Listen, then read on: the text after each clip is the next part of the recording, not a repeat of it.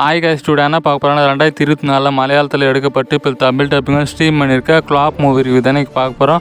இந்த ரிவ்யூ பார்க்கறதுக்கு முன்னாடி நம்ம சேனல் லைக் பண்ணிவிட்டு சப்ஸ்கிரைப் மட்டும் பண்ணிக்கோங்க. இந்த மூவியோட ஆன்லைன் மட்டும் சிம்பிளாக பார்த்துடலாம். இந்த மூவியில் பார்த்தீங்கன்னா ஹீரோ என்னவா இருக்காருன்னு பார்த்தீங்கன்னா டூரிஸ்ட்டை சுற்றி காட்டிட்டு ஃப்ரெண்ட்ஸும் கூட ஜாலியாக சுற்றிட்டு ஒரு ஹோட்டலும் ரன் பண்ணுறாங்க. அதுக்கப்புறம் பார்த்தீங்கன்னா ஒரு ஹீரோ ஒரு நாள் பார்த்தீங்கன்னா ஒரு வேலைக்கு போகிறாரு. வேலைக்கு போகிற இடத்துல பார்த்தீங்கன்னா ஹீரோயினை பார்க்குறாரு. பார்த்தோன்னே ஹீரோயின் மேலே லவ் வருது. அதுக்கப்புறம் பார்த்தீங்கன்னா கொஞ்ச நாள் கழிச்சு ஹீரோயின்கிட்ட லவ்னு சொல்லி ஓகேவும் ஆகிடுது. அதுக்கப்புறம் பார்த்தீங்கன்னா ஹீரோயினோட வீட்டில் அவங்க அப்பா பிரச்சனை பண்ணார். அந்த பிரச்சனைனால பார்த்தீங்கன்னா ஹீரோயின் செத்துரும். அதுக்கப்புறம் பார்த்தீங்கன்னா ஹீரோ துக்கத்தில் விழுந்துருவார்.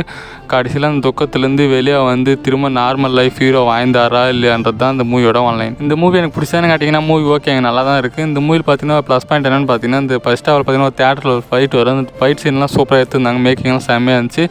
அதே மாதிரி பார்த்தீங்கன்னா ஃபர்ஸ்ட் ஆஃப் ஸ்க்ரீன் ப்ளே இன்னும் கொஞ்சம் பெட்டராக பண்ணி தான் நல்லா இருந்திருக்குன்னு தோணுச்சு. அந்த ஃபைட் சீன் மாதிரி இன்னும் கொஞ்சம் ஸ்க்ரீன் ப்ளே வேறு மாதிரி பண்ணி தான் நல்லா இருந்திருக்கு தோணுச்சு. பட் ஸ்க்ரீன் ப்ளே வைஸ் மட்டும் கொஞ்சம் சொதப்பிட்டாங்க. இந்த டீம் பரவாயில்ல. லவ் சீன்லாம் அந்த மாதிரி நல்லா தான் இருந்துச்சு. அதே மாதிரி எமோஷனல் சீனும் நல்லா கனெக்ட் ஆச்சு. அந்த எமோஷனலுக்குள்ளே போகும்போது ஸ்க்ரீன் ப்ளே ரொம்ப ஸ்லோ ஆகிடுது. அது மட்டும் கொஞ்சம் ரைட்டிங் பண்ணி நல்லா பண்ணியிருந்தாங்க, நல்லா இருந்திருக்குன்னு தோணுச்சு. இன்னும் கொஞ்சம் இந்த மூவி பெட்டராகவே வந்திருக்கும். பட் ஒரு வாட்டி பார்க்கறதுக்கு வரத்தான மூவி தான். நீங்கள் வீட்டில் சும்மா இருந்தீங்கன்னா கண்டிப்பாக ஒரு ட்ரை பண்ணி பாருங்கள். இந்த மூவிக்கான ரேட்டிங் பார்த்தீங்கன்னா 5க்கு 2.75.